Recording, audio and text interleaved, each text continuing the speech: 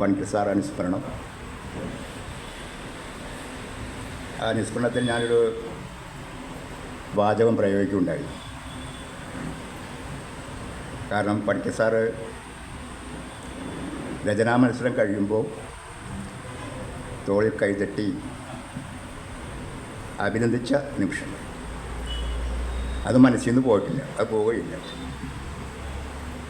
അത് ഈ ബേബില മനസ്സ് പറഞ്ഞ ആചാര്യന്മാരുടെ കാര്യമൊക്കെ പറഞ്ഞാൽ സ്നേഹത്തിൻ്റെ ഒരു കൊടുമുടിയിലേക്ക് നമ്മളെ കൊണ്ടുപോകുന്നതിൻ്റെ ഒരു വാക്കുകളാണത്. ഞാൻ പറയുന്നത് ഇവരുള്ള ഇങ്ങനെ ശങ്കരപ്രസാദിനെ പോലെയുള്ള അല്ലെങ്കിൽ പണിക്കർ സാറിനെ പോലെയുള്ള ആചാര്യന്മാർ, പണിക്കർ സാറ് വേറെ രീതിയിലാണ് ആചാര്യനായത്. അപ്പോൾ പണിക്കർ സാറിൻ്റെ ആ കൈസ്പർശം, ആ വിരൽ സ്പർശം, അതിനോട് സാമ്യമുള്ള വിരൽ സ്പർശത്തിന് ശങ്കരപ്രസാദിൽ നിന്നും ഞാൻ വിധേയനായിട്ടുണ്ട്. നാടകക്കളരിയുടെ ഉപജ്ഞാതാവാണ് ശങ്കരപ്രസാദ്. ഞാൻ 3 കളരിയിൽ പങ്കെടുത്തിട്ടുള്ള ഒരാളെന്ന നിലയിൽ സാറിൻ്റെ നാടക പ്രയോഗങ്ങൾ, നാടക സിദ്ധാന്തങ്ങൾ, ആക്ടിങ്ങിനെ കുറിച്ചുള്ള അദ്ദേഹത്തിൻ്റെ പരിപ്രേക്ഷ്യങ്ങൾ, പിന്നെ എങ്ങനെയാണ് രചന വേണ്ടത് എന്നുള്ളതിനെക്കുറിച്ചുള്ള അദ്ദേഹം പറഞ്ഞിരുന്ന പാഠങ്ങൾ എല്ലാം ഈ 2-3 കളരിയിലൂടെ മനസ്സിലാക്കിയ ഒരു വ്യക്തി എന്ന നിലയിൽ എങ്ങനെയാണ് എൻ്റെ തോളിൽ ആ വിരലുകൾ ഓടി വന്നത് എന്നത് 1978 കാലടിയിൽ നടന്ന ഒരു നാടകക്കളരി. കേരളത്തിലെ പ്രഗത്ഭരായ ആളുകൾ പങ്കെടുത്ത, ഇന്നത്തെ പ്രഗത്ഭരായ ആളുകൾ പങ്കെടുത്ത, അന്ന് പ്രഗത്ഭരല്ല, സ്റ്റുഡൻസാണ്. ആ നാടകക്കളരിയിൽ സാറ്, ശങ്കരപ്പിള്ള സാറാണ് അതിൻ്റെ ഡയറക്ടർ. ഒപ്പം തന്നെ NSTയിൽ നിന്ന് doctor Ramanujan sir, doctor Ramanujan മരിച്ചുപോയി, 2 പേരും മരിച്ചുപോയി, സാറും ഉണ്ടായിരുന്നു. പിന്നെ നമ്പ്യാർമാർ കുറേ പേരുണ്ടായിരുന്നു, AK നമ്പ്യാർ, KM നമ്പ്യാർ. അങ്ങനെ മലയാള നാടകവേദിയിലെ മുടിചൂടാ മന്നന്മാരെന്ന് പറയുന്ന ആളുകളൊക്കെ പങ്കെടുത്ത 10 ദിവസത്തെ ക്യാമ്പാണ്. ആ 10 ദിവസത്തെ ക്യാമ്പ് എന്ന് പറഞ്ഞാൽ അന്നത്തെ ക്യാമ്പ് എന്നൊക്കെ പറയുന്നത് പോലെയല്ല, അതൊരു പഠനം തന്നെയാണ്. ക്യാമ്പെന്ന് പറഞ്ഞാൽ നമ്മുടെ മനസ്സിലേക്ക് എടുത്ത് സംശീലിക്കുന്ന വിചാരങ്ങളും വികാരങ്ങളും ഒക്കെ ഇന്നൊരു ക്യാമ്പിൽ നിന്ന് കിട്ടുമെന്ന് എനിക്ക് തോന്നുന്നില്ല. അങ്ങനെ ഗുരുക്കന്മാർ, ആചാര്യന്മാരെന്നൊക്കെ പറയുന്ന ഈ ആളുകളുടെ ആ 10 ദിവസത്തെ ക്യാമ്പ്, അത് കാലടി സംസ്കൃത യൂണിവേഴ്സിറ്റി വന്നിട്ടില്ല, എന്ന് സംസ്കൃത സ്കൂള്, കാലടി ആദിശങ്കര സ്കൂൾ തന്നെ, ആ സ്കൂളിലാണ് താമസിച്ചാണ് ക്യാമ്പിൽ പങ്കെടുത്തത്. വീട്ടിലേക്കൊന്നും പോകുന്നില്ല, തൊട്ടടുത്താണെങ്കിൽ. രാവിലെ 5 മണിക്ക് എഴുന്നേൽക്കണം. അത് ഇവർ വന്ന് കുത്തി എഴുന്നേൽപ്പിക്കും. 5 മണിക്ക് എഴുന്നേറ്റ് അതിന് വ്യായാമം, ജിംനാസ്റ്റിക്, നാടകത്തിൻ്റെയൊക്കെ ഒരു വ്യായാമമുണ്ട്. ആ വ്യായാമമൊക്കെ ചെയ്യിപ്പിച്ചിട്ട് പിന്നെ കുളിക്കാൻ വിടലാണ്, പിന്നെ ചായ, ഇതെല്ലാം സമയമുണ്ട്. രാത്രിയാകുമ്പോൾ അവർ പറയുന്ന നാടകങ്ങൾ നമ്മളുടെ രീതിയിലുള്ള ആക്ട് ചെയ്ത് കാണിച്ചു. അങ്ങനെ 10 ദിവസം ഉണ്ട്. സമാപന ദിവസം, അതാണ് ഞാൻ പറയുന്നത്. ആ കൈ എൻ്റെ ശരീരത്തിൽ കൊണ്ട ദിവസവും പറയുന്നത്. അത് ശങ്കരപ്പിള്ള സാറിൻ്റെ വിരൽ സ്പർശം ഉണ്ടായതിൻ്റെ ആ ഒരു ദിവസത്തെ കുറിച്ച് പറയാം, സമാപന ദിവസം. ഏതാണ്ട് രാത്രി 7:30 മണിയായിട്ടുണ്ടാവും. ഭക്ഷണമൊന്നും കഴിച്ചിട്ടില്ല. ഇവരെല്ലാം ചെയ്തു. ഈ സാറന്മാരെല്ലാവരും ഇരിക്കുന്ന വേദിയിൽ ഞങ്ങളുടെ ക്യാമ്പ് അങ്ങോട്ട് പറഞ്ഞു, ഇനി നിങ്ങൾ സ്വന്തമായിട്ട് നാടകം ഉണ്ടാക്കും. ഞാനിപ്പോഴും അത് അനുകരിക്കുന്ന ഒരാളിനെ, ക്യാമ്പ് കുട്ടികളുടെ അനുകരിക്കുന്ന കാര്യം. 10 മിനിറ്റിനകം ഒരു നാടകം ഉണ്ടാക്കണം. 10 മിനിറ്റ് കൊണ്ട് ഒരു നാടകം എഴുതി 10 മിനിറ്റ് കൊണ്ട് സംവിധാനം ചെയ്ത് 10 മിനിറ്റ് കൊണ്ട് അവതരിപ്പിക്കണം. 10 മിനിറ്റ്. 100 പേരുണ്ട് കേട്ടോ, 100 പേരോടുണ്ട്. 10 ബാച്ചായിട്ട് തിരിച്ചേക്കും. അത് പറഞ്ഞുകൊണ്ട് ആളുകൾ വല്ലാതെ 10 മിനിറ്റ് കൊണ്ട് നാടകം എങ്ങനെ ഉണ്ടാക്കുന്നത്? 10 മിനിറ്റ് കൊണ്ട് നാടകം ഉണ്ടാക്കട്ടെ, സംവിധാനം ചെയ്യണം, ഡയലോഗ് പഠിക്കണം. ഇതൊന്നും നടക്കില്ല എന്ന് പറഞ്ഞ് ഞങ്ങൾ ഈ സ്റ്റുഡൻസിൻ്റെ ഇടയിൽ ക്യാമ്പങ്ങൾ ഒരു വല്ലാത്തൊരു ആശങ്ക ഉണ്ടായിരുന്നു. അപ്പോൾ എൻ്റെ ബാച്ചിൽ മറ്റേ പുരുഷൻ കടലുണിയപ്പോൾ ആൾക്കാരൊക്കെ ഉണ്ട്, മെട്രോ പ്രശസ്തരായ ആളുകൾക്കാണ് എൻ്റെ ഗ്രൂപ്പിലുള്ളത്. എനിക്കും ആശങ്ക ഉണ്ടായി, ഇതെങ്ങനെ നാടകം എഴുതുന്നുള്ളത്. അപ്പോൾ എല്ലാവരും പുറത്തേക്ക് വിട്ടു. ഞാൻ വരാന്തയിൽ പോയി നിഴൽ നക്ഷത്രങ്ങൾ ഇങ്ങനെ ആകാശത്ത് നക്ഷത്രം ഇങ്ങനെ വിരാജിക്കുന്നുണ്ടായിരുന്നു, നിലാവുണ്ടായിരുന്നു. ആ 7:30-8 മണിക്ക് സമയത്ത് ഞാൻ ആലോചിച്ചുകൊണ്ടിരിക്കുന്നത്, പുരുഷങ്ങളിൽ വേണ്ടിയുള്ള ആൾക്കാരൊക്കെ ഇങ്ങനെ ആലോചിച്ച് സ്കിറ്റ് എങ്ങനെ ഉണ്ടാക്കുമെന്ന് ആലോചിച്ചുകൊണ്ടിരിക്കുക. പെട്ടെന്ന് ആകാശത്ത് നക്ഷത്രം തിളങ്ങിയിട്ട് താഴോട്ട് വീഴുന്നതായിട്ട് പോയി. ഒരു നക്ഷത്രം ആകാശത്ത് തിളങ്ങുന്നു, ആ നക്ഷത്രം താഴോട്ട് വീഴുന്നതായിട്ട് എനിക്ക് തോന്നുന്നു. പെട്ടെന്ന് അത് സ്ട്രൈക്ക് ചെയ്ത്, അത് സ്പാർക്ക് ചെയ്തു. അപ്പോൾ എന്തുകൊണ്ട് നക്ഷത്രം താഴോട്ടുണ്ട്, അതിനെ ബേസ് ചെയ്ത് ഒരു പ്ലോട്ട് ഉണ്ടാക്കാം. ഞാനിങ്ങനെ ആലോചിച്ചുകൊണ്ടിരിക്കും പുഷങ്ങളിലൂടെ, എവിടെ രതീശ നാടകം നീ വലുതും ഉണ്ടാക്കിയ എൻ്റെ മനസ്സിൽ വലുതും വന്നതെന്ന് ചോദിച്ചു. വാ എല്ലാവരും വരാൻ പറഞ്ഞു. ഞാൻ ആ 10 മിനിറ്റ് കൊണ്ട് ആ ആളുകളെ 10 പേരെ പഠിപ്പിച്ച നാടകവും കേരളത്തിൽ പ്രശസ്തമായ എൻ്റെ ചന്ദിരാനും കുട്ടും നാടകം. എന്നിട്ട് അതിൻ്റെ ഇത് പറയണത്, ആ നാടകം എല്ലാവരും 10 ബാച്ച് 10 നാടകം അവതരിപ്പിക്കുകയാണ്. AK നമ്പ്യാർ സാർ ആദ്യം എൻ്റെ അടുത്ത് രതീശൻ എന്ത് നാടകം നാടകമുള്ളൂ, എന്ത് നാടകമുള്ളൂ, ഒരു കാര്യം രതീശ അത് വലുതാക്കാം, നാടകം വലുതാക്കുക, കേരളം മുഴുവൻ കളിക്കാമെന്ന് പറഞ്ഞു. അത് കഴിഞ്ഞ് ശങ്കർ സാർ വന്നിട്ട് പറഞ്ഞു, ഇത് എങ്ങനെ കിട്ടി രതീശൻ ഈ പ്ലോട്ട്, ഈ വിരസ്പർശം ഇവിടെ തന്നെയാണ്, റൈറ്റാണ്. റൈറ്റ് എന്ന് പറയുന്നത് നമുക്ക് ശക്തിയുടെ സ്ഥലമാണ്. അവിടെ വന്നിട്ട് ഈ വിരസ്പർശം അത് ഊർജ്ജമാണ്, ഒരു എനർജിയാണ്. ആ എനർജിയാണ് അവർ തന്ന, പണിക്കർ സാറ് തന്ന ആ ഊർജ്ജം, ശങ്കർ സാർ തന്ന ഊർജ്ജം. ഈ രാമാനുജൻ സാറും വന്ന് പറഞ്ഞതിനോട് നാടകം നന്നായിരുന്നു, ഏറ്റവും നല്ല നാടകം എന്ന് പറഞ്ഞു. നിങ്ങൾ എഴുതിയതിൽ ഇവിടെ എഴുതപ്പെട്ട നാടകങ്ങൾ ഏറ്റവും നല്ല നാടകം, നല്ല അവതരണം. മെട്രോനെ പോലുള്ള കോഴിക്കോട്ടിലെ നാടകക്കാരായിരുന്നു എൻ്റെ ബാച്ചിൻ്റെ ആയിരുന്നു. പുഷങ്കടലുണ്ടി 2 പ്രാവശ്യം MLA ആയ പുഷങ്കടലുണ്ടിയൊക്കെ ഉണ്ടായിരുന്നു. അപ്പം ഞാൻ പറയുന്നത് ശങ്കർപ്രസാദ് സാറ് തന്ന ആ ഒരു ഊർജ്ജം, ആ ഒരു ലൈറ്റ്, ആ ഒരു എനർജി എന്നെ സംബന്ധിച്ചുള്ള എന്നെപ്പോലുള്ള ആ നാടകക്കാരുടെ ജീവിതത്തിൽ വല്ലാത്ത വെളിച്ചമായിട്ട് മാറിയിട്ടുണ്ട്. പുഷങ്ങളിൽ മലയാള നാടകം നല്ല എഴുത്തുകാരാണ്, നാടകത്തായിട്ട് മാറിയാണ്. മെട്രോ അങ്ങനെ തന്നെയായിരുന്നു. അതുപോലെ തന്നെ മാവൂർ വിജയൻ അങ്ങനെ തന്നെയായിരുന്നു. ഇവരെല്ലാവരും പ്രശസ്തരായിട്ട് മലയാള നാടക വേദിയിൽ ഉയരങ്ങൾ കിട്ടിയവരാണ്. അതെല്ലാം ഈ ഇങ്ങനെയുള്ള ആചാര്യന്മാരും ദേവിലോട്സ് പറഞ്ഞ ഈ ആചാര്യന്മാരെന്നൊക്കെ പറഞ്ഞ ആളുകൾ അവർ തൊട്ടപ്പം ഉണ്ടാകുന്ന അവർ പറഞ്ഞ വെളിച്ചം, ആ വെളിച്ചമാണ് തീർച്ചയായിട്ടും എന്നെപ്പോലുള്ള നാടകപ്രവർത്തകർ വലിയ ഒരു വഴി വിളക്കാട്ട് മാറി എന്നുള്ളതാണ് ഞാൻ വിവക്ഷിക്കുന്നത്. എപ്പോഴും എല്ലാവരും പറയുന്ന കാര്യം ഇതൊക്കെ തന്നെയാണ്. ശങ്കർപ്രസാദ് സാറ് എങ്ങനെ പല 3 കളരികളിൽ ഞാൻ പങ്കെടുത്തപ്പോഴും പിന്നീട് എനിക്ക് ഇങ്ങനൊരു അനുഭവം ഉണ്ടായിട്ട് സാറോട് സംസാരിച്ച് പരിചയപ്പെട്ടതിൽ കിട്ടുന്നതെല്ലാം പുതിയ ടെസ്റ്റുകളായിരിക്കും. അത് ടെസ്റ്റുകളെ പറ്റി വെസ്റ്റേൺ നാടകങ്ങളെക്കുറിച്ചുള്ള ഒരു പുതിയ പാഠങ്ങളായിരിക്കും നമുക്ക് കിട്ടുന്നത്. ഇന്ത്യൻ നാടക സംസ്കൃത നാടകങ്ങളുടെ ചില കാര്യം കിട്ടും. ഗ്രീക്ക് നാടകങ്ങൾ സോഫോക്ലീസ് ഇങ്ങനെയാണ് നാടകത്തായിരുന്നത്. സോഫോക്ലീസിൻ്റെ നാടകങ്ങളുടെ വാല്യൂ എന്താണ്, മൂല്യം എന്താണെന്ന് ഒക്കെ പറഞ്ഞു തന്നെ ഇടയ്ക്കിടയ്ക്ക് ഇങ്ങനെ പറഞ്ഞുകൊണ്ടിരിക്കും സാറ്. അപ്പോൾ നമുക്ക് കിട്ടുന്നൊരു പാഠം എന്ന് പറയുന്നത്, നമുക്ക് കാലങ്ങൾക്ക് പിന്നാമ്പുറങ്ങളുള്ള നാടകങ്ങളിലേക്ക് സഞ്ചരിക്കുമ്പോൾ അന്നത്തെ ജീവിതത്തിൻ്റെ ആ കാലാവസ്ഥയും ആ പരിസരങ്ങളാണ് സാറ് നമ്മുടെ മനസ്സിലേക്ക് ഇങ്ങനെ ചൊരിഞ്ഞെടുക്കും. ആ ചൊരിഞ്ഞ് തരുന്ന ആ നാടക പാഠങ്ങളും നാടക വികാരങ്ങളും നാടക ലോകവും അത് നമ്മുടെ പുതിയ ജീവിതമായിട്ട് മിനുക്കി നവീകരിച്ച് കൊണ്ടുപോകാനുള്ള പാഠങ്ങളായിരുന്നു. ശങ്കർപ്രസാദ് സാറ് അങ്ങനെ അവർ മാത്രമല്ല, ശങ്കർപ്രസാദ് സാറ് മാത്രമല്ല, കാവാലം നാരായണ പണിക്കർ. ഈ പ്രത്യേകം ഞാൻ പല സന്ദർഭങ്ങളും കാവാലം നാരായണ പണിക്കർ സാറായിട്ട് സംസാരിക്കുമ്പോൾ എൻ്റെ നാടക വീക്ഷണം അദ്ദേഹത്തെ ഇഷ്ടപ്പെടില്ല സാർ. കാരണം അത് ഒരു തനത് നാടകത്തിൻ്റെ ഒരു ശരി, അത് പിന്നീട് പോകാതെ. അപ്പോൾ ശങ്കർപ്രസാദ് സാറെ കുറിച്ചാണ് എനിക്ക് പറയേണ്ടത്.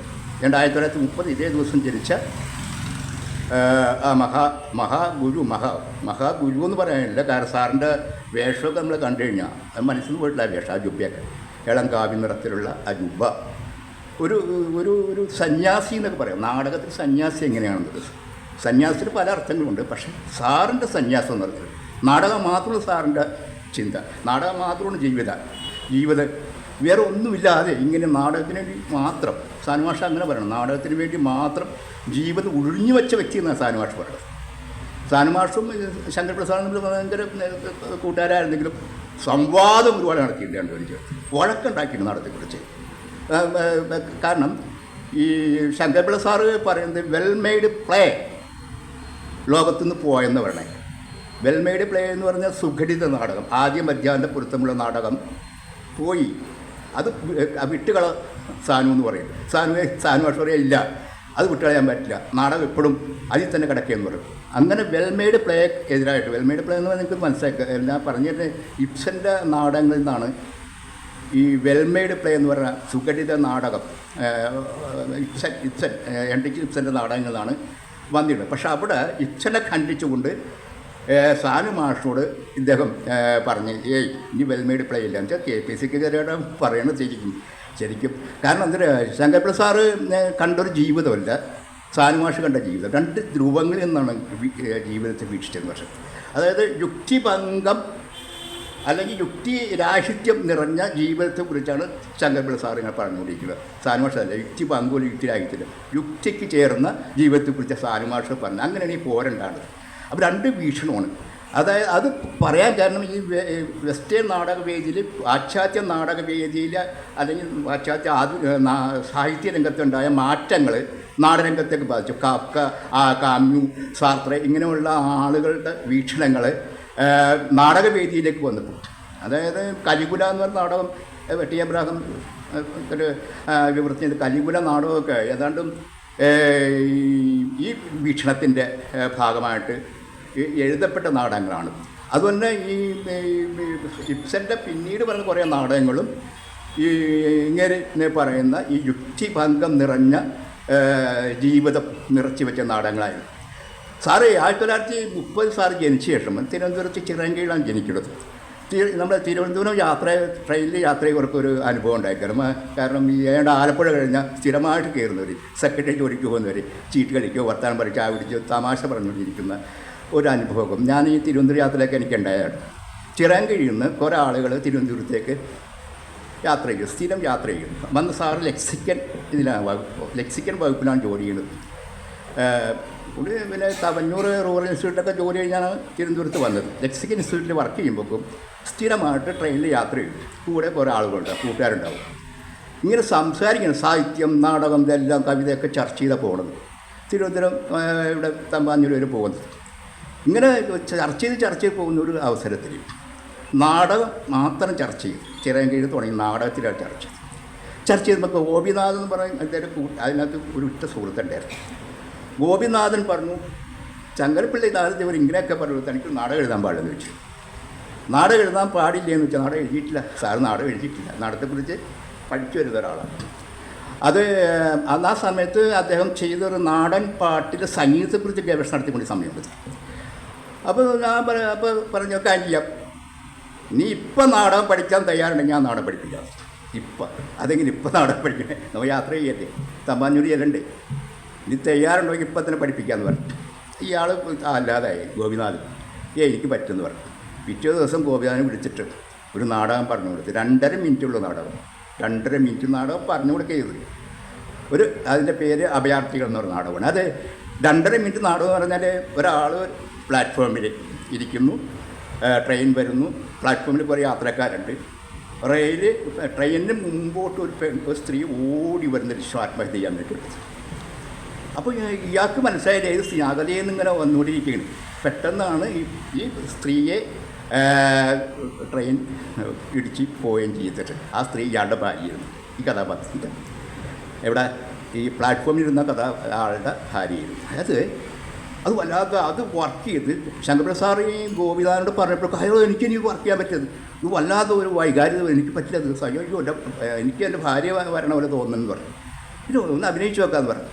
അങ്ങനെ നിർബന്ധിച്ച് ആ നാടകം ഗോപിനാഥൻ പഠിപ്പിച്ചു. ആ ഗോപിനാഥൻ എന്ന് പറഞ്ഞ ആൾ ഇപ്പം ഇല്ല, അത് ഗോപിനാഥൻ നായരെന്ന് പറഞ്ഞത് പഠിപ്പിച്ചു. ആ നാടകം വളരെ പ്രശസ്തമായിരുന്നു. അത് ഒരു അരമണിക്കൂർ കൂടെ നീട്ടിയെടുത്തിട്ട് അതാണ് സാറിൻ്റെ ആദ്യത്തെ നാടകം അഭയാർത്ഥികൾ. അത് സ്നേഹദൂതൻ നാടകമാണ് സാറ് എഴുതുന്നത്. സ്നേഹദൂതൻ എന്ന് പറഞ്ഞാൽ സിദ്ധാർത്ഥ രാജകുമാരൻ സമൃദ്ധമായ സുഖസൗകര്യങ്ങൾ ഉപേക്ഷിച്ചുകൊണ്ട് ലൗകിക ഇതിലേക്ക് സാധാരണ ജീവിതത്തിലേക്ക് പോയ സിദ്ധാർത്ഥ രാജകുമാരൻ്റെ കഥ നമുക്കറിയാം. ആ സിദ്ധാർത്ഥ രാജകുമാരൻ്റെ കഥയെ ആസ്പദമാക്കി സ്നേഹദൂതൻ എന്ന നാടകം എഴുതിയ സാനുമാഷ് പണ്ട് ദേശാഭിമാനിയെക്കുറിച്ചൊക്കെ എഴുതിയിട്ടുണ്ടായിരുന്നു അദ്ദേഹത്തിൽ. അത് ആ നാടകം. പക്ഷേ ഈ സ്നേഹദൂതൻ്റെ ഒരു കുഴപ്പം എന്ന് പറയേണ്ടത്, ഞാൻ പറയണത് സിദ്ധാർത്ഥ രാജകുമാരൻ പോകുന്നത് ഒരു നന്മയുടെ ലോകത്തിലേക്കാണ് പോകുന്നത്. സമൃദ്ധമായ അല്ലെങ്കിൽ സുഖം നിറഞ്ഞ ഒരു ജീവിതത്തിൽ നിന്നും എല്ലാം ഉപേക്ഷിച്ച് ഒരു രാത്രി പോകുന്നുണ്ട്. ആ കഥയൊക്കെ അറിയാവുന്നതാണ്. രാത്രി തെരുവിലേക്ക് ഇറങ്ങിപ്പോകുന്നു. അദ്ദേഹത്തിൻ്റെ മനസ്സിൽ വരുന്നത് കഷ്ടപ്പെടുന്നവരാണ്. ഒരു ചോറ് സിദ്ധാർത്ഥ രാജകുമാരൻ ഒരു ഉരുള തിന്നുമ്പോൾ കൂടി ഓർക്കുന്നത് പുറത്ത് ഇങ്ങനെ ഭക്ഷണം കഴിക്കാൻ ഇല്ലാത്ത ആളുകളെക്കുറിച്ചാണ് അദ്ദേഹം ചിന്തിച്ചത്. കുടിലുകളില്ലാത്ത വീടുകളില്ലാത്ത ആളുകളെക്കുറിച്ച് ചിന്തിച്ചത്. അങ്ങനെ എല്ലാ ലൗകിക ജീവിതം ഉപേക്ഷിച്ചുകൊണ്ട് വളരെ ഒരു സാധാരണ മനുഷ്യനായിട്ട് ഇറങ്ങിപ്പോയി സിദ്ധാർത്ഥ രാജകുമാരനെ കുറിച്ച് ഉള്ള നാടകമാണ് ഈ സ്നേഹദൂതൻ എന്ന നാടകം. ആ നാടകത്തിൻ്റെ സാനുഭാഷ പറഞ്ഞ അഭിപ്രായം ഇത് ദശാമാനം എഴുതിയെങ്കിലും അതിൻ്റെ ഈ പ്രമിസ് നാടകം ഒരു ലക്ഷ്യമുണ്ട്. ആ ലക്ഷ്യം നമ്മളൊരു നാടകം എഴുതി കഴിഞ്ഞാൽ നമുക്ക് ലക്ഷ്യം ഉണ്ടാകണം. അപ്പം നമ്മൾ ഒരു ചരിത്രം എഴുതി കഴിഞ്ഞാൽ ചരിത്രത്തെക്കുറിച്ച് നമുക്ക് പുതിയ തലമുറയെ ചരിത്രത്തിൽ സഞ്ചരിപ്പിക്കുക, പുതിയ തലമുറയെ ചരിത്രം പഠിപ്പിക്കുക, ഒപ്പം തന്നെ ആ ചരിത്രം പുതിയ ജീവിതമായിട്ട് കൂട്ടിവയ്പ്പിക്കുക. അങ്ങനെയുള്ള ചില പ്രമിസുകൾ ഓരോ നാടകക്കാർ ഉപയോഗിക്കുക. അപ്പോൾ ഇതിൻ്റെ പ്രമിസ് സ്നേഹദൂതൻ എന്ന നാടകത്തിൻ്റെ പ്രമിസ് അത് സാനുമാഷ് ചോദ്യം ചെയ്തു. അങ്ങനെയല്ല വേണ്ടിയത്. സിദ്ധാർത്ഥ രാജകുമാരൻ എന്തുകൊണ്ട് പോയി, എന്തുകൊണ്ട് സുഖസൗകര്യങ്ങൾ ഉപേക്ഷിച്ച് പുതിയ വേറൊരു ജീവിതത്തിലേക്ക് പോയി എന്നുള്ളത് ഒരു ക്രൈസിസാണ്. നാടകം ഒരു ക്രൈസിസ്, സംഘർഷത്തെ കലയുടെ നാടകം. ആ ക്രൈസിസ് ഇല്ലാതെ പോയി ഇത് സാധാരണ ഒരാൾ കൊട്ടാരത്തിൽ ഇറങ്ങിപ്പോകുന്ന ഒരു രചനയായി മാറി എന്ന് സാനുമാഷ് പറയുക. അതിനെക്കുറിച്ച് ഇദ്ദേഹം ഒരു കത്തൊക്കെ എഴുതിയ ചരിത്രം വേറെ കിടപ്പുണ്ട്. സാനുമാഷ് ഇദ്ദേഹത്തെക്കുറിച്ച് ഒരുപാട് എഴുതി. കാരണം സാനുമാഷിന് ഇദ്ദേഹത്തെ കാര്യങ്ങളെന്ന് പറയുന്നത് സി ജെ തോമസിൻ്റെ ഏറ്റവും അടുത്ത സാനുമാഷ് സി ജെ തോമസിന് വളരെ ഇഷ്ടപ്പെട്ടുള്ള സി ജെ തോമസ് എല്ലാവരും കേട്ടിട്ടുണ്ടാവും. അതുപോലെ തന്നെ ഇഷ്ടപ്പെട്ട ഒരു നാടകൃത്താണ് ഈ ശങ്കർ പ്രസാദ്. അങ്ങനെ ഈ സ്നേഹദൂതൻ നാടകം എഴുതിയിട്ടും അദ്ദേഹം പിന്നെ ഒരുപാട് നാടകങ്ങൾ എഴുതിയെങ്കിലും എൻ്റെ അഭിപ്രായത്തിൽ ഞാൻ ഈ നാടകം വായിച്ചിട്ടും ശങ്കർ പ്രസാദ് നാടകം ശങ്കർ പ്രസാദിൻ്റെ പ്രത്യേകത പറഞ്ഞു. ആര് ചെന്നാൽ നാടകം എഴുതി കൊടുക്കും. സാർ ഒരു നാടകം വേണം, ഒരു 10 മിനിറ്റ് നാടകം വേണം, അരമണിക്കൂർ നാടകം വേണം.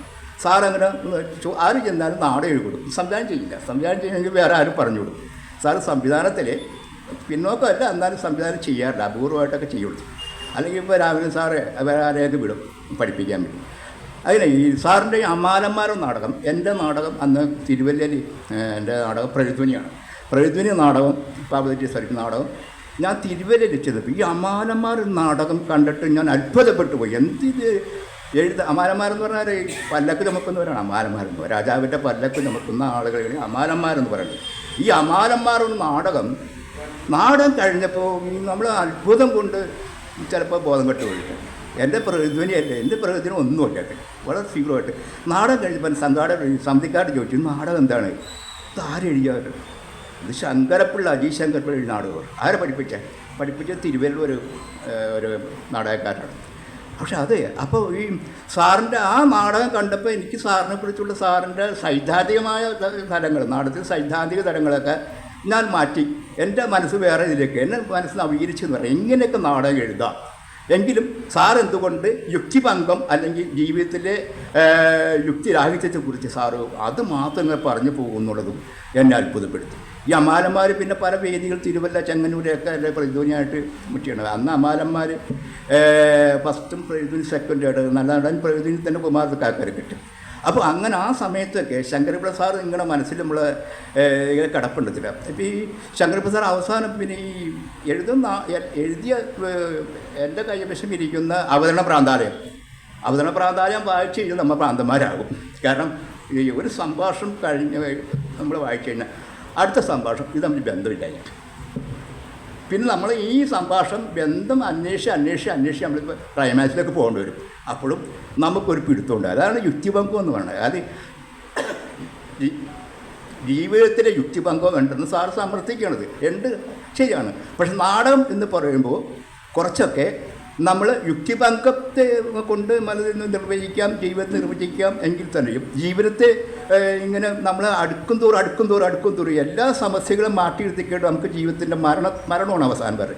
മരണം വരുന്ന സമയത്ത് നമ്മൾ ചോദ്യങ്ങൾ പിന്നാമ്പുറങ്ങളിലേക്ക് പോകുന്നു. മരിക്കുന്ന സമയത്ത് ആളുകൾക്കുടെ മനസ്സ് പിന്നാമ്പുറങ്ങളിൽ പോകുന്നതാണ് മനഃശാസ്ത്രം പറയുന്നത്. മരിക്കുന്ന സമയത്ത് പിന്നാമ്പുറങ്ങളിലേക്ക് പോയിട്ട് ആ കാഴ്ചയിൽ കണ്ടാണ് നമ്മൾ കണ്ണടക്കണത് എന്നുള്ള മനഃശാസ്ത്രന്മാർ നമ്മൾ പറഞ്ഞു തന്നിട്ടുണ്ട്.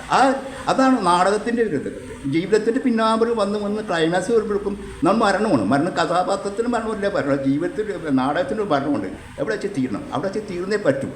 അതല്ല സാറ് ഉദ്ദേശിക്കുന്നത്. അങ്ങനെ സാറിൻ്റെ എല്ലാ നാടകങ്ങളും അവതരണം പറഞ്ഞാലും പിന്നെ കറുത്ത ദൈവത്തെ തേടി, അതിന് സാനുമാഷാനെ കുറിച്ച് നിർവഹിച്ചിട്ടുണ്ട്. കറുത്ത ദൈവത്തെ തേടി അദ്ദേഹത്തിന് കാണണമെന്ന് ഭയങ്കര ആഗ്രഹം ഉണ്ടായി. ഒരു ദിവസം ശങ്കരപ്രസാദിനോട് പറഞ്ഞു, എനിക്ക് നാടകം കാണാമല്ലോ ശങ്കരപ്പള്ളി എന്ന് പറഞ്ഞു. സാർ ഒരു കാര്യം ചെയ്യും, സാനൊരു കാര്യം ചെയ്യും, തിരുവനന്തപുരത്ത് പോയി ഈ നാടകം കണ്ടപ്പോൾ സാനുമാഷ എഴുതിയത് ഞാൻ പറഞ്ഞ പോലെ എനിക്കൊന്നും മനസ്സിലായില്ല. എങ്കിലും നാടകം, സ്ട്രക്ചർ, ഘടന എന്ന് പറഞ്ഞാൽ ഈ നേരത്തെ പറഞ്ഞ വെൽമെയ്ഡ് പ്ലേ അല്ലേ പറഞ്ഞാൽ നാടകത്തിൻ്റെ ഘടന അത് എന്നെ പിടിച്ചിരുത്തി. കാരണം ഞാൻ നാടകം അവസാനം വരെ ആസ്വദിച്ചു. പക്ഷേ എന്താണ് തീം, എന്താണ് അവസാനം നിങ്ങൾ പറഞ്ഞു വിടുന്നത്, അവിടെയാണ് ഞാൻ നിങ്ങൾ ചോദ്യം ചെയ്യണത്. ഇതല്ല ജീവിതത്തിന് വേറെ മറുവശമുണ്ട്. ഈ മറുവശം നിങ്ങൾ കണ്ടെത്തി നാടകം എഴുതാൻ പറയും.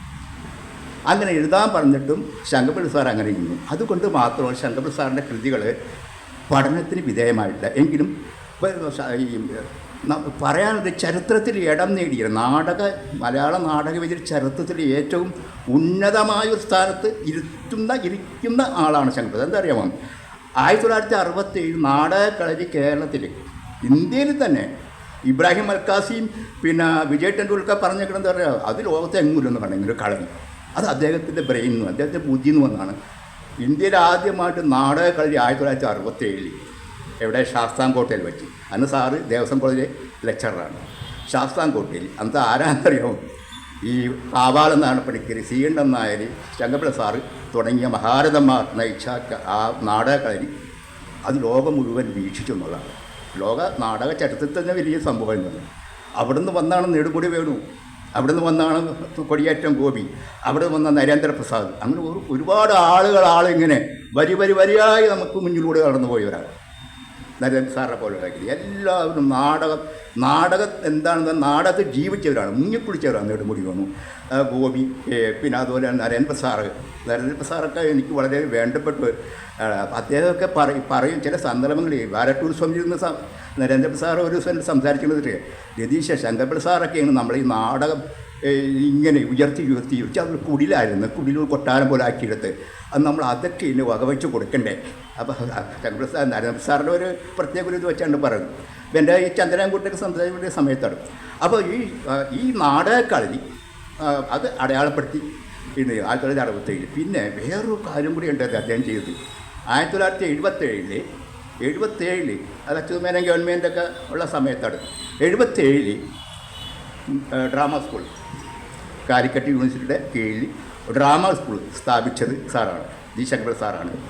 ആ ഡ്രാമ സ്കൂളിലൂടെ വന്നവർ ഇന്ന് മലയാളത്തിലെ പ്രഗത്ഭരായ നാടകകൃത്തുക്കളും നാടക സംവിധായകരൊക്കെ ആയിട്ട് മാറിക്കഴിഞ്ഞിരിക്കും. നമുക്ക് സാറ് അതാണ് ഞാൻ പറഞ്ഞത്, ഒരു ആചാര്യൻ ഗുരു എന്നൊക്കെ പറയും. ഇത്തരം ഒരു ഗുരുപീഠത്തിൽ നിന്ന് അല്ലെങ്കിൽ ആ ഗുരുകുലത്തിൽ നിന്ന് വരുന്നവരൊക്കെ അവരെക്കാൾ വലിയ ആചാര്യന്മാരാകുന്നു, അവരെക്കാൾ വലിയ ഗുരുക്കന്മാരായി മാറുന്നു, അവരെക്കാൾ വലിയ നാടക വിചാരങ്ങൾ നമ്മളോട് പറഞ്ഞു വരുന്നു, അവരെക്കാൾ വലിയ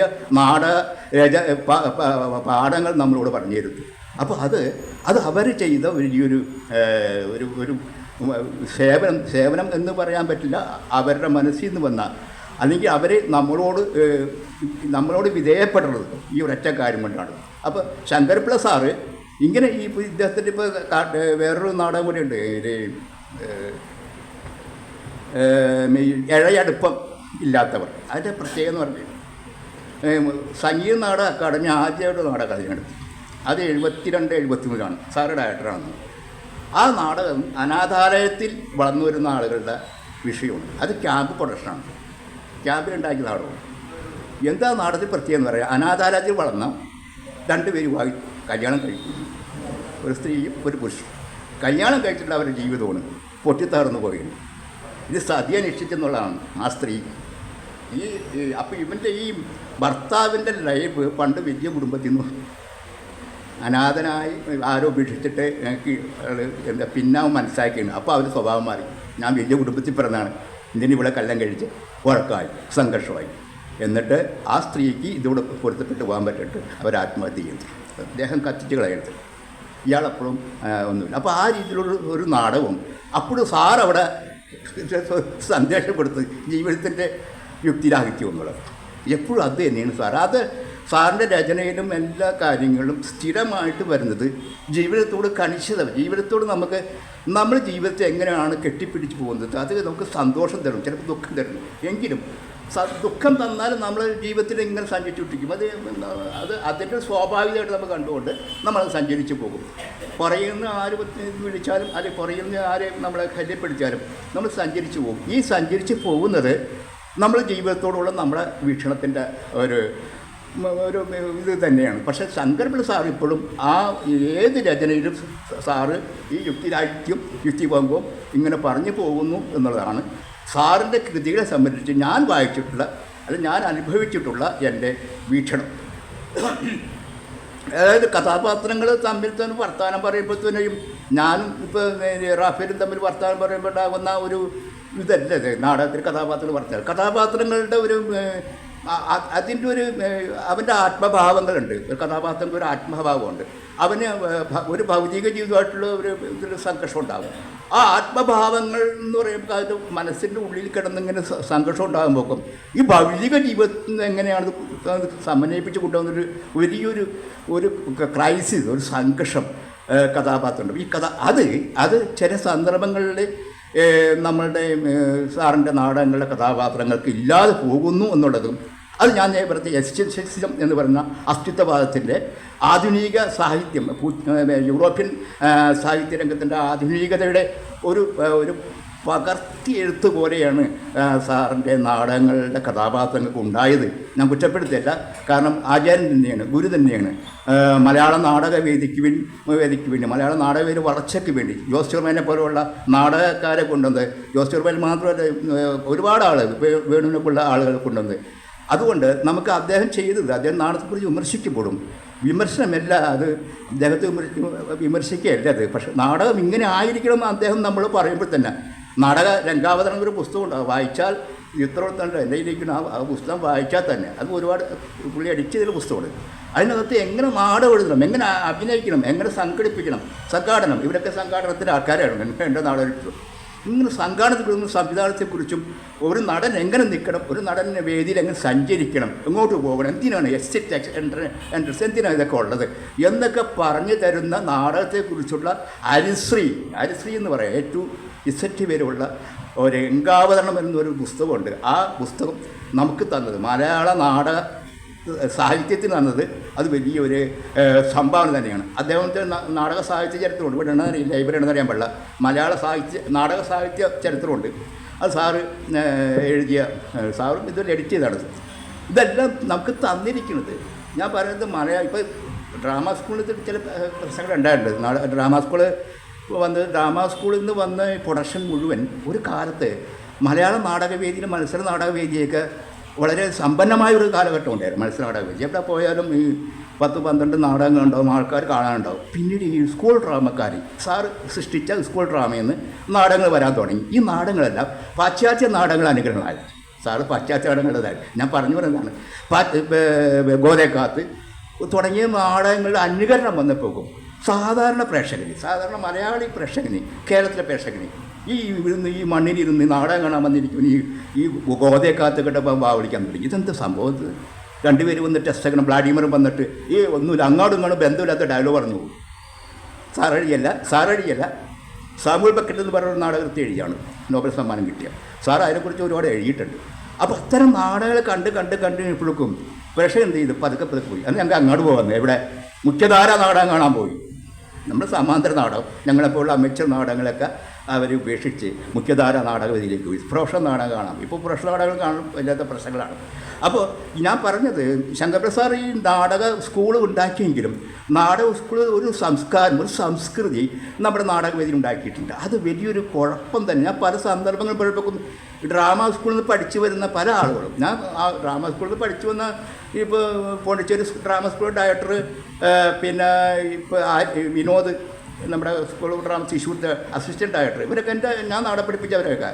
പക്ഷെ അവരോട് ഇത് പറഞ്ഞാൽ സമ്മതിക്കില്ല. ഞാൻ പറഞ്ഞു, നിങ്ങൾ സംസ്കാരത്തിൽ, നമ്മുടെ നാടിൻ്റെ സംസ്കാരമുണ്ട്. നമ്മൾ എന്ത് പറഞ്ഞാൽ KPSCയുടെ നാടകത്തിലെ കഥാപാത്രം നമുക്ക് മറ്റേ KPSCയുടെ ഏത് മൂലത്തിലായാലും നിങ്ങളുടെ കമ്മീഷൻ കഥാപാത്രം നമ്മുടെ മനസ്സിലുണ്ട്. ശങ്കരസാറിൻ്റെ നാടകങ്ങളുടെ ഒരു കഥാപാത്രം നമ്മുടെ മനസ്സിലില്ല. നമ്മൾ ഓർത്തെടുക്കണം. KT ഉമ്മയുടെ കഥാപാത്രം മനസ്സിലുണ്ട്. അങ്ങനെ ഈ ചൈമുൻ്റെ കഥാപാത്രം നമ്മുടെ മനസ്സിലുണ്ട്. അങ്ങനെ എത്ര KT ഉമ്മേൻ്റെ പീജാനിയുടെ കഥാപാത്രങ്ങൾ, അനിച്ചേട്ടൻ്റെ കഥാപാത്രങ്ങൾ, ഇങ്ങനെ മലയാള നാടകവേദിയെ പരിപോഷിപ്പിച്ച അവർ നവീകരിച്ചാണ്. പണ്ട് ഈ തമിഴ് നാടകങ്ങൾ വന്ന് നമ്മളെ കുറിച്ചിപ്പോൾ ഇവരാണ് നാടകം മാറ്റിയത്. കോപ്പിൽ വാസി ഇവർ മറ്റൊരു പിന്നീട് വരുന്നവരാണ്. അപ്പോൾ അവരുടെ കഥാപാത്രങ്ങൾ നമ്മുടെ ജീവിതത്തിൽ നവീകരിച്ചവരാണ്. തോപ്പിൽവാസിയുടെ പനമ്പുള്ളൊക്കെ അല്ലേ അങ്ങനെയല്ലേ മലയാളത്തിൽ നിന്ന് ഒരു നവോത്ഥാനത്തിൻ്റെ വഴിയിലേക്ക് കൊണ്ടുവരണം അവരുടെ കഥാപാത്രങ്ങൾ. എന്തുകൊണ്ട് ശങ്കരപിള്ള സാറിനെയോ കാവാൽ നാരായണപ്പണിക്കരുടെയോ, ഞാൻ പക്ഷപാതത്തിൽ പറഞ്ഞു, കാവാൽ നാരായണപ്പണിക്കരുടെയോ ശങ്കരപിള്ള സാറിൻ്റെയോ, അല്ലെങ്കിൽ ആ രീതിയിൽ ആ ഇരിക്കുന്ന നരേന്ദ്രപ്രസാദ് പിന്നെയും കുറേ നരേന്ദ്രപ്രസാദ് സാറിന് കുറച്ചും കൂടെ ഇതുണ്ട്. എന്തുകൊണ്ട് അങ്ങൊരു കഥാപാത്രം സൃഷ്ടിച്ചുകൊണ്ട് ഈ നവോത്ഥാന ജീവിതത്തിലും പങ്കാളിത്തം വഹിച്ചില്ല ഇവർ. കാവാലം നാരായണപ്പണിക്കർ എന്ന് പറഞ്ഞാൽ ഞാൻ കണ്ണൂർ ഒരു സ്ഥലത്ത് പോയപ്പോഴേക്കും എൻ്റെ തെയ്യമായിട്ട് ബന്ധപ്പെട്ട് നാടകത്തിൽ ചന്ദ്രാൻകുട്ടിയുടെ വലിയാണ് ചെന്നപ്പോഴേക്കും ഈ കാവാലം നാരായണപ്പണിക്കരുടെ അവനവൻ കടമ്പയെക്കുറിച്ചും സംസാരിച്ചപ്പോൾ അവരെന്നോട് പറഞ്ഞു തരുന്നത് ഇതാണ് ഞങ്ങൾ ഇത്രയും ചെയ്തതാണ്, ഞങ്ങൾ ഇതൊക്കെ ഒരുപാട് ചെയ്തതാണ്. കാരണം തെയ്യത്തിൻ്റെയും തിറയുടെയൊക്കെ ഒരു ജീവിതമാണ് ഞങ്ങളത്. അപ്പോൾ അത് കാവാലം ലക്ഷ്യമിട്ടത് എന്താണെന്ന് വെച്ചാൽ ഈ ഞാൻ പറയും വെൽമേഡ് പ്ലേ മാറ്റിവെക്ക് സാറ് നേരത്തെ കാവാലും ശങ്കരപിള്ള സാർ വെൽമേഡ് ഇനി വേണ്ട. വെൽമേഡ് എന്ന് പറഞ്ഞാൽ നമ്മൾ വേണ്ടാന്ന് പറഞ്ഞത് ഒരു ലക്ഷ്യമുണ്ട്. കാരണം മലയാളത്തിൽ ഈ മറ്റേ സുഗടിത നാടകം മനുഷ്യന് മനസ്സാകുന്ന റിയലിസ്റ്റിക് നാടകം അതിന് ചരിത്രം പേരാണ്, അതും വേണ്ട, ഇതുപോലത്തെ നാടകം വേണം എന്ന രീതിയിലാണ്. എന്നിട്ട് ഇവരുദ്ദേശിച്ചതറിയാവും മലയാള നാടക വേദിയിൽ നമ്മളുടെ ഈ പൈതൃക കലകൾ അനുഷ്ഠാന കലകൾ നാടകമായിട്ട് കൂട്ടിയേൽപ്പിച്ചുകൊണ്ട് ഒരു പുതിയ നാടകം തനത് നാടകം അതാണ് പറഞ്ഞത്, ഒരു തനത് നാടകം സൃഷ്ടിച്ചെടുക്കാം എന്ന് ഉദ്ദേശിച്ചുകൊണ്ടാണ് നാടകങ്ങളെ സൃഷ്ടിച്ചത്. 67 ശാസ്താംകോട്ടയും പിന്നെ എറണാകുളവും പിന്നെ ഇവിടെ നടന്നു ഈ കൂത്താട്ടും സി ജെ തോമസൊക്കെ ഉണ്ടായി. അപ്പോൾ അത് ലക്ഷ്യം ഇട്ടത് ശരിക്കും അതിനൊരു അവർക്ക് ലക്ഷ്യമുണ്ടായിരുന്നു എന്നുള്ളതാണ്. മലയാള നാട് രണ്ട് ധ്രുവങ്ങളിലേക്ക് കൊണ്ടുപോകുക, ഒന്ന് റിയലിസ്റ്റിക് പ്ലേ, രണ്ട് ആർക്കും മനസ്സിലാകാത്തൊരു പ്ലേ. അതാണ് പറഞ്ഞ് ഈ ഡ്രാമ സ്കൂളുകാർ സൃഷ്ടിച്ച ഈ ഒരു നാടക സംസ്കാരം, ഒരു നാടക അവബോധം, ഒരു നാടക ആസ്വാദനത്തെ സംസ്കാരം തീർച്ചയായിട്ടും ചില സമയങ്ങളിൽ നമ്മൾ ഇപ്പോൾ തന്നെ സി ചിത്രമണ്ണ പോലുള്ള പുതിയ തലമുറ നാടകക്കാർ നാടകം ചെയ്ത് ഒരു 5-6 ലക്ഷം രൂപയാണ് താനും പിന്നെ 2 ലോഡ് സാധനങ്ങളുണ്ടാകും നാടകം അവതരിപ്പിക്കാൻ പോകും. ഒറ്റ അവതരണത്തോട് തീരെയാണ്. ഞാൻ പറഞ്ഞു ഒരു അവതരണത്തോട് നാടകം തീരാനുള്ളതല്ല, ഒരുപാട് അവതരണങ്ങൾ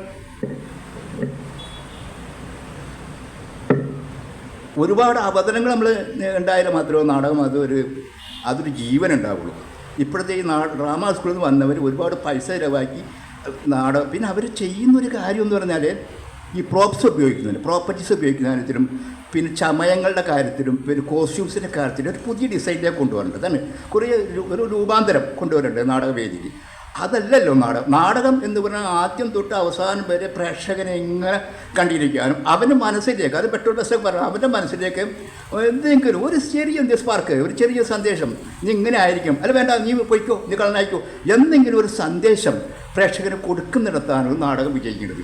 ഒരു സന്ദേശമില്ലാതെ ഒരു ആർക്കും കൂട്ടിയോജിപ്പിക്കാൻ പറ്റാത്ത മനസ്സിലാകാത്ത രീതിയിലുള്ള സംഭാഷണങ്ങൾ വെച്ചുകൊണ്ട് ഇതാണ് ജീവിതം എന്ന് പറയുമ്പോൾ നമുക്കത് യോജിക്കാൻ കഴിയില്ല. അതൊക്കെ ശങ്കരപിള്ള സാറ് ചെയ്തതിൽ വലിയ അബദ്ധങ്ങൾ ഞാൻ കാണുന്നുണ്ട്, എൻ്റെ അഭിപ്രായമാണ് അത്. നാടകം നിങ്ങൾ വായിച്ച അദ്ദേഹത്തിൻ്റെ നാടക സമാഹാരം കേരള സാഹിത്യ അക്കാദമി ഉണ്ടായിരുന്നു, എൻ്റെ ആയ 3 നാടകങ്ങളും ഇല്ലായിരുന്നു. മറ്റേ സാൻമാഷൊക്കെ നേരത്തെ വായിച്ചറിഞ്ഞതും പറഞ്ഞു കേട്ടത്. അപ്പോൾ അതുകൊണ്ട് ഈ നാടകങ്ങൾ വായിച്ചാൽ കിട്ടുന്ന ഒരു പാഠം എന്ന് പറയുന്നു അതൊന്നും അവരുടെ ചെയ്തികൾക്ക് അല്ലെങ്കിൽ അവരുടെ സേവനങ്ങൾക്ക് അല്ല അവർ ചെയ്ത മലയാള നാടകയ്ക്ക് ചെയ്ത എല്ലാ നല്ല കാര്യങ്ങൾക്കൊന്നും അത് മാറ്റമല്ലേ. ഇപ്പോൾ നമ്മളിപ്പോൾ പ്രേംനസീറിനെ കുറിച്ച് പറയുമ്പോഴും ജഗതിയെക്കുറിച്ച് പറയുമ്പോൾ അവരെ കുറിച്ച് എന്തെങ്കിലും പ്രശ്നങ്ങളുണ്ട്, അതൊന്നുമല്ല. അവർ ചെയ്തത് കലാപരമായ കാര്യങ്ങളൊക്കെ അത് നമ്മൾ അംഗീകരിച്ച് പോകും. ആ ശങ്കരപിള്ള സാർ അങ്ങനെ തന്നെ ഈ കാട്ടുകുതിരിയൊരു നാടകം രസൽപുരത്തിൻ്റെ അല്ലേ നമ്മുടെ മനസ്സിൽ നിന്ന് കഥാപാത്രം പോയിട്ടില്ല. അതുപോലെ എത്ര ഈ റിയലിസ്റ്റിക് പ്ലേ വന്നുകൂടിയാണ് ഇവർ ഈ മറ്റേ നാടകത്തെക്കുറിച്ച് പറഞ്ഞുകൊണ്ടത്. ഈ മാറ്റം വരച്ചത് മലയാള നാടക വേദിയിൽ മാറ്റം വരച്ചത് ഈ തോപ്പിൽവാസിയും പി ജാനണിയും KT മുഹമ്മദും അതുപോലെ EK അയ്യമും എളുപ്പമുള്ള ആളുകളാണ്. അഭിനയത്തിൽ നിലമ്പൂർ ഐശ്വര്യ പോലെ ആരും ഒന്നും ഉണ്ടായത്. നിലമ്പൂർ ഐശ്വര്യ ചെയ്ത കഥാപാത്രം നമ്മുടെ മനസ്സിൽ ഇപ്പോഴും ഉണ്ട്. പക്ഷേ ഇവരുടെ ഇടയിൽ കുറേ നാടകന്മാരൊക്കെ ചെയ്ത കഥാപാത്രം നമ്മുടെ മനസ്സില്ല എങ്കിൽ അപ്പോൾ നമ്മൾ ചെയ്യേണ്ടതെന്ന് പറഞ്ഞാൽ നമ്മൾ ഇപ്പോൾ കഥാപാത്രങ്ങൾ നമ്മൾ ഒരു കഥാപാത്ര സൃഷ്ടി പാത്രസൃഷ്ടിയൊക്കെ പറഞ്ഞു ശങ്കരപ്രസാദ് പറയുന്നുണ്ടെങ്കിലും പാത്രസൃഷ്ടിയെക്കുറിച്ച് നമുക്ക് ഒരുപാട് ഒരു വ്യത്യസ്തമായ കാര്യങ്ങൾ പറയാൻ പറ്റും. പാത്രസൃഷ്ടി ഈ കഥാപാത്രങ്ങളുടെ കഥാപാത്രങ്ങൾ സൃഷ്ടിക്കുമ്പോൾ ഉണ്ടാകുന്ന അത് ഞാൻ നേരത്തെ പറഞ്ഞ അവൻ്റെ ഈ ആന്തരിക ജീവിതമുണ്ട്. ഏതൊരു മനുഷ്യനും മനസ്സിൻ്റെ ഉള്ളിലൊരു ജീവിതമുണ്ട്, പുറത്തോട്ട് കാണിക്കില്ല നമ്മളത്. മനസ്സിൻ്റെ അകത്തുള്ള ജീവിതത്തെ നമ്മൾ എങ്ങനെയാണ് മറ്റുള്ളവർ ഷെയർ ചെയ്യണം. ചിലർക്ക് പറ്റില്ല. എനിക്ക് നിങ്ങളോട് ഇങ്ങനെ എൻ്റെ ജീവിതം എങ്ങനെയാണ്, വേറെ ചിലർക്ക് പറ്റും, അത് ചിലർക്ക് പറ്റില്ല. ചിലർക്ക് പകുതി പറ്റും, എന്നെ പൂർണ്ണം പറ്റാം. ഇങ്ങനെ പകുതി പറ്റും, പൂർണ്ണമാകാൻ പറ്റത്തില്ല. ഇങ്ങനെ കുറേ ഒരു സന്ത്രാസങ്ങൾ ഇടപെട്ടുന്ന ക്യാരക്ടറുണ്ട്, കഥാപാത്രങ്ങൾ. സന്ത്രാസം എല്ലാവരും ഉണ്ട് താനും. പക്ഷെ ഒരു വലിയ സന്ത്രാസം എന്ന് പറഞ്ഞാൽ തൻ്റെ ജീവിതത്തെക്കുറിച്ച് മറ്റുള്ളവരോട് പറയാൻ പറ്റാത്ത രീതിയിലുള്ള സന്ത്രാസങ്ങൾ അനുഭവിക്കുന്ന ആളുകളുണ്ട്. അങ്ങനെയുള്ള ഈ സന്ത്രാസങ്ങളും ഈ വേഗതകളും ഈ സങ്കടങ്ങളും ഈ ദുരന്തങ്ങളും എല്ലാം ചേർന്ന ഒരു മാനവുണ്ട്, ഒരു മനുഷ്യനുണ്ട്. ആ മനുഷ്യൻ്റെ ഗതിവിഗതികളെ എങ്ങനെയാണ് ആ കഥാപാത്രങ്ങളിലേക്ക് സ്വാംശീകരിച്ച് കൊണ്ടുവരേണ്ടത്, അത് എഴുത്തിൻ്റെ ഒരു വലിയൊരു കരുത്താണ്. അത് ക്രാഫ്റ്റാണ്. അങ്ങനെ എഴുതുമ്പോൾ മാത്രമാണ് നാടകകൃത്താകുന്നതും ആ കഥാപാത്രങ്ങളെ പ്രേക്ഷകരിലേക്ക് വിന്യസിപ്പിക്കാൻ ഒരു സംവിധായകൻ, രാമാനുജൻ സാറിനെ പോലുള്ള അല്ലെങ്കിൽ വേറെ ആരെങ്കിലും സംവിധാനം ഉണ്ടാകുന്നിടത്താണ് ഒരു നാടകം വിജയിക്കുന്നത്. അല്ലെങ്കിൽ പറ്റില്ല, ഓതറും ഈ ഡയറക്ടറും കൂടെ കാര്യമില്ല, പിന്നെ ആക്ടിങ് വേറെ വേണം, ആക്ടറും കൂടി വേണം. ഈ 3 പേരും ചേർന്നുള്ള ഒരു വലിയൊരു പ്രപഞ്ചം തന്നെ, ജീവിതത്തെക്കുറിച്ചൊരു വലിയ പ്രപഞ്ചം അരങ്ങിൽ വരച്ചിടുമ്പോഴാണ്, എഴുതിയല്ല ജീവിച്ച് കാണിക്കുമ്പോഴാണ്. ജീവിച്ച് കാണിക്കുക എന്ന് പറഞ്ഞാൽ ജീവിച്ച് പോകുകയല്ല, ലൈഫിലേക്ക് പോകല്ല. അങ്ങനെ അരങ്ങിൽ നമ്മൾ പ്രേക്ഷകരിലേക്ക് അത് കൊടുക്കുമ്പോഴുമാണ് ഏതൊരു കൃതിയും ഏതൊരു നാടകവും വിജയത്തിലേക്ക് പോവുകയുള്ളൂ. ശങ്കരപ്രസാദ് സാറിൻ്റെ ഒരു കുഴപ്പം ഞാൻ പഠിച്ചിട്ടും എവിടെയും പറഞ്ഞതും ഈ അദ്ദേഹത്തിൻ്റെ സ്റ്റുഡൻസിനോട് പറയുന്നതും വർഷങ്ങളായിട്ട് പറഞ്ഞുകൊണ്ടിരിക്കുന്നതും. ഏതാണ്ട് ശങ്കർ സാറ് 72-73 തന്നെ എന്നെ പഠിപ്പിച്ചു തുടങ്ങിയെന്ന് പറയാം. എത്ര കൊല്ലമെന്നറിയാം. സാറ് എന്നെ ഒരു വലിയൊരു ഗുരു എന്നുള്ള സ്ഥാനം മാറ്റി എൻ്റെ മനസ്സിൽ നിന്ന് പോകില്ല. ഞാൻ പറഞ്ഞത് ആ തലോടൽ ഇപ്പോഴും ഉണ്ട്. ആ തലോടൽ എനിക്ക് എന്നെ നാടകം ചെയ്യാൻ പഠിപ്പിക്കും. ഞാൻ ശങ്കരപ്രസാദിൻ്റെ നാടകം കൊണ്ട് ഇവിടെ ചരിത്രം എഴുതിയത്, ദേശാമന ചരിത്രം ചേനാലൂർ ചരിത്രം എഴുതി. ശങ്കരപ്രസാദിൻ്റെ മനസ്സിലുണ്ട്, ശങ്കരപ്രസാദിൻ്റെ മനസ്സിലുള്ള ക്ലാസ്സാണ് എൻ്റെ ഉള്ളത്. ഒരു കഥാപാത്രം അവിടെ ഇരിക്കണം, എങ്ങോട്ട് പോകണം, 3 ഡയമെൻഷൻ, ഇങ്ങനെയുള്ള സാറിൻ്റെ ക്ലാസ്സുകൾ, സാർ എഴുതിയ പുസ്തകങ്ങൾ, അതൊക്കെ നോക്കുമ്പോൾ ഞാൻ ആ രീതിയിൽ പോകും. പക്ഷേ എഴുത്തിൻ്റെ കാര്യത്തിൽ ഞാൻ സാറിൻ്റെ ഒപ്പമല്ല, ഞാൻ സാറിൻ്റെ ഒപ്പം പോവില്ല. കാരണം എഴുത്തിൻ്റെ കാര്യത്തിൽ എനിക്ക് ആരും ഒരു അനുകരിക്കാവുന്ന ആരുടെ പുറകെ പോകുന്നില്ല. എനിക്ക് എൻ്റേതായ ഒരു ഇതുണ്ട്, എൻ്റെ ഒരു വീക്ഷണം എഴുത്തിൻ്റെ കാര്യത്തിൽ. കഥാപാത്രം എങ്ങനെ പോകണം, എങ്ങനെയായിരിക്കും കഥാപാത്രം, ഒരു രാജാവ് എങ്ങനെയായിരിക്കും, രാജാവ് എന്തുകൊണ്ട് ദേഷ്യപ്പെടുന്നു, അപ്പോൾ വീട്ടിലെ ചില പ്രശ്നമുണ്ട്. ഇങ്ങനെയുള്ള ഒരു അന്വേഷണങ്ങളുടെയും അല്ലെങ്കിൽ അത് ഇതിൻ്റെ രൂപപ്പെടുത്തലിൻ്റെയൊക്കെ ഭാഗമായിട്ടായിരിക്കും നമ്മൾ ഓരോ കഥാപാത്രം ഉണ്ടാക്കിയെടുക്കുന്നത്. അപ്പോൾ ശങ്കരപ്രസാദ് തന്ന പാഠങ്ങളെന്ന് പറഞ്ഞാൽ ലോക നാടകവേദിയെക്കുറിച്ച് നമുക്ക് ഒരുപാട് പാഠങ്ങൾ തന്നിട്ടുണ്ട് സാറ്. പിന്നെ അതുപോലെ തന്നെ അഭിനയത്തെക്കുറിച്ച്, ഡയറക്ഷനെക്കുറിച്ച്, സംഘാടനത്തെക്കുറിച്ച്, കോസ്റ്റ്യൂംസിനെക്കുറിച്ച്, എന്തിനെ വെറുതെ ഇരിക്കുന്നവരെക്കുറിച്ച് വിടും. ക്യാമ്പിൽ വന്ന് വെറുതെ ഇരിക്കുന്ന ആൾ വെറുതെ ഇരിക്കാൻ പാടില്ല, വീടിനെ വലിച്ചിരിക്കൂ എന്ന് പറയും. അങ്ങനെ വരെ പറഞ്ഞ ഒരു വലിയൊരു നാടക വിശാരദൻ, ഒരു നാടക പണ്ഡിതൻ, ഒരു നാടക ഗുരു, ഒരു നാടക രാജാവ് ശങ്കരപ്രസാദ് സാറിനെ പോലെ ഇല്ല. കാവാലൊന്നും അവിടെ വരില്ല. കാരണം നാടകത്തിന് വേണ്ടി ജീവിച്ച ആളാണ്. വിവാഹം പോലും ഉപേക്ഷിച്ച് നാടകത്തിന് വേണ്ടി മാത്രം ജീവിച്ചാണ്. പറയുന്നത് മുഴുവൻ നാടകമാണ്. ചരിക്കുന്നതും നാടകത്തിലേക്കാണ്, ചിന്തിക്കും നാടകത്തിലേക്കാണ്. കുളിക്കുമ്പോഴും നാടകം തന്നെയാണ്, എണ്ണ പുരട്ടുമ്പോഴും നാടകം തന്നെയാണ്, വസ്ത്രം ഉടുക്കുമ്പോഴും നാടകം തന്നെയാണ്, ട്രെയിനിൽ സഞ്ചരിക്കുമ്പോൾ നാടകം തന്നെ, ഫ്ലൈറ്റ് സഞ്ചരിക്കുന്ന നാടകം തന്നെ. നമ്മൾ വർത്തമാനം പറയാൻ ഉള്ളിൻ്റെ ഉള്ളിൽ വലിയൊരു നാടകത്തിൻ്റെ വലിയ നാടകത്തിൻ്റെ പ്രപഞ്ചം തന്നെ വിരിഞ്ഞു വന്നത് നമ്മളിലേക്ക് തന്നേരും. അതൊരു വലിയ ചിത്രമായിരിക്കും.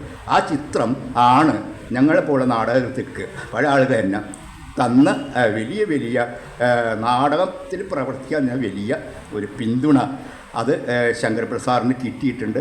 മറ്റാരൊന്നും എനിക്ക് വലുതായിട്ട് കിട്ടിയിട്ടില്ല. ആ സാറിൻ്റെ 1989 ആണ് അദ്ദേഹം മരിച്ചത്. ഇപ്പോൾ പ്രത്യേകതയുണ്ട് മരണത്തിന്. 89 അദ്ദേഹം 1-ാം തീയതി മരിച്ചു. ഒപ്പം തന്നെ അന്ന് രാത്രി നമ്മുടെ പ്രിയപ്പെട്ട സപ്തരാഷ്മി മരിച്ചു. രണ്ടുപേരും ഇന്ത്യയുടെ നാടകക്കാരാണ്. സപ്തരാഷ്മി തെരുവ് നാടകക്കാരൻ, ശങ്കരപ്രസാദ് സാറ് വേദി നാടക ഗുരു, നാടകം പഠിപ്പിക്കുന്ന ആൾ. ഈ രണ്ടുപേരും മരിച്ചത് ഒരേ സമയത്ത് തന്നെയാണ്. അപ്പോൾ സപ്തരാഷ്മിയെക്കുറിച്ച് നമുക്ക് ഞാൻ ഒന്ന് പറഞ്ഞു പോയത് ചെറുതായിട്ട് പറയണം. അശ്മി തിരുവാണത്തിൻ്റെ സപ്തരാഷ്മിയുടെ മരണത്തിലൂടെയാണ്, സപ്തരാഷ്മിനെ ഗുണ്ടകൾ വന്ന് ആക്രമിച്ച് കൊല്ലുകയുണ്ടായി. സപ്തരാഷ്മിയുടെ മരണത്തോടെയാണ് തിരുനാടകം ഒരു ജനകീയമാക്കപ്പെട്ടത് എല്ലായിടത്തും.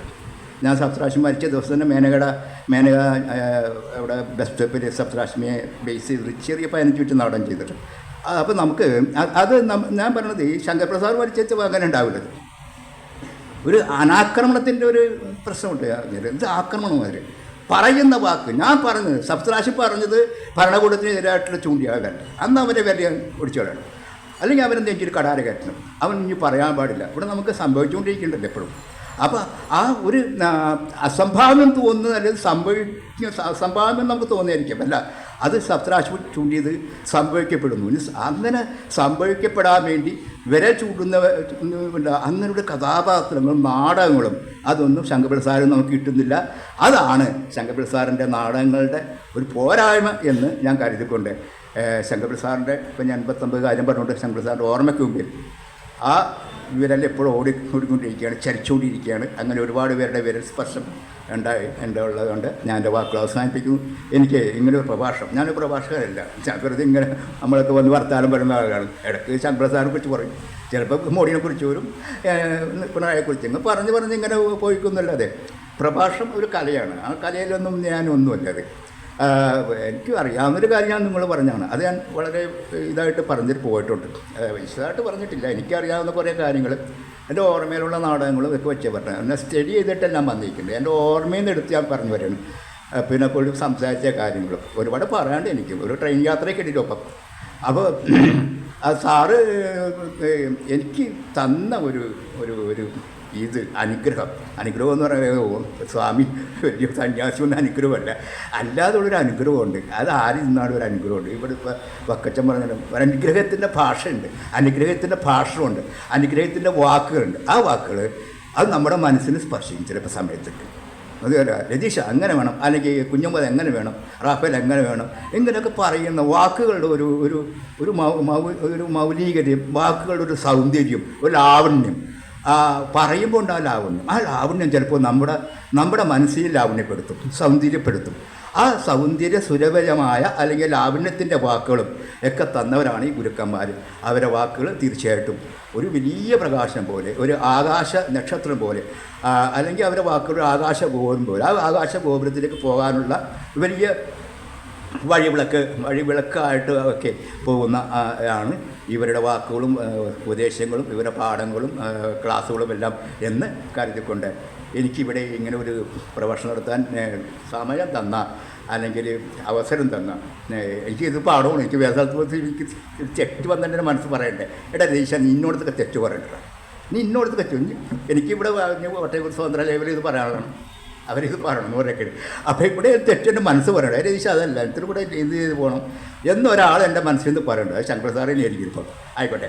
അപ്പോൾ അതിന് അവസരം തന്ന പണ്ഡിറ്റ് കറുപ്പൻ സ്മാരക ലൈബ്രറിയുടെ എല്ലാ ഭാരവാഹികൾക്കും, പ്രസിഡന്റ് റാഫേൽ, കഴിഞ്ഞെടുത്ത് പ്രസിഡന്റ് വക്കറ്റ്, പിന്നെ സെക്രട്ടറി പത്മകുമാർ, എല്ലാവർക്കും എൻ്റെ, പിന്നെ മറ്റേ നാടകവേല കലാകാരന്മാരൊക്കെ വന്നിരിപ്പുണ്ട്, എല്ലാവർക്കും ഹൃദയത്തിൻ്റെ ഭാഷയിൽ നന്ദി പറഞ്ഞുകൊണ്ട് എൻ്റെ വാക്കുകൾ അവസാനിപ്പിക്കുന്നു.